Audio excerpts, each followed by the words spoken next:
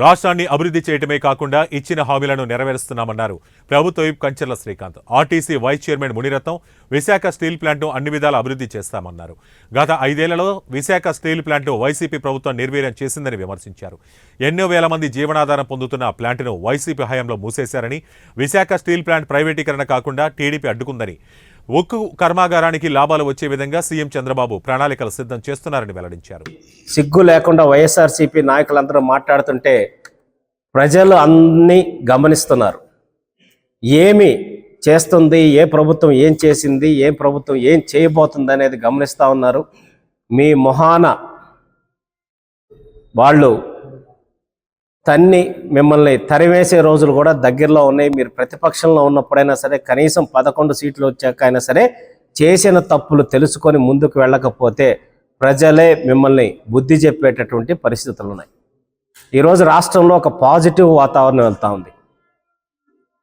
వైఎస్ఆర్సీపీ ప్రభుత్వం పోయి ఈ కూటమి ప్రభుత్వం వచ్చాక చాలామంది వైఎస్ఆర్సీపీ నాయకులు మా మీద అక్రమ కేసులు పెడతారేమో, అట్లా చేస్తారేమో, ఇట్లా చేస్తారేమో అని చెప్పి తీసుకొచ్చి 10,000 మందికి ఉపాధి కల్పించే దిశగా ఈ సంవత్సరమే 2,000 మందికి ఉపాధి కల్పించి ఆపరేషన్స్ స్థాపించేదానికి కూడా ప్రారంభించడం జరిగింది.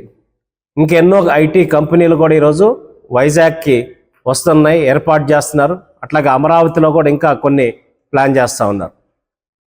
అలాగే ఇక్కడ ఎలక్ట్రానిక్స్ రిలేటెడ్ కంపెనీస్ అయితే మనకి శ్రీ సిటీ ప్లస్ ఇక్కడ కాళహస్తి, తిరుపతి మధ్య ఉండే ఎలక్ట్రానిక్ క్లస్టర్లు ఏర్పాటు చేసేదానికి కూడా ముందుకు వస్తూ ఉన్నారు. కేంద్ర ప్రభుత్వం కూడా అన్ని రకాలుగా ఆంధ్రప్రదేశ్ రాష్ట్రం నష్టపోయింది, గత 5 సంవత్సరాల్లో నాశనం అయిపోయింది. కాబట్టి ఖచ్చితంగా మనం అన్ని రకాలుగా అండగుంటామని చెప్పేసి గౌరవ ప్రధానమంత్రి గారు చెప్పారు. అలాగే మొన్న అమిత్ షా గారు వచ్చారు. ఆయన కూడా ప్రతి ఒక్క అంశంలో ఏదైతే విజన్ 2047లో ఏదైతే పెట్టున్నాం, ప్రతి ఒక్క అంశంలో కూడా ఆంధ్రప్రదేశ్ను అభివృద్ధి చేయడంలో మా వంతు సహాయ సహకారాలు మేము అందిస్తామని చెప్పి.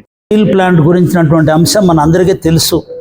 ఆ రోజు ఎంతోమంది త్యాగం చేసి, పోరాటం చేసి, విశాఖ ఉక్కు ఆంధ్రుల హక్కు అనే నినాదం పెద్ద ఎత్తున ఆ రోజంతా రాష్ట్రం అంతా కూడా మారుమోగి వచ్చినటువంటి ఒక పబ్లిక్ సెక్టర్ స్టీల్ ప్లాంట్ని ఈ దుర్మార్గంగా జగన్ ప్రభుత్వం దీన్ని ప్రైవేటీకరణ చేసి బయట వ్యక్తులకు అప్పచెప్పే కార్యక్రమాన్ని ఆ రోజు అందరూ కూడా పెద్ద నిరసనలు తెలియజేశారు.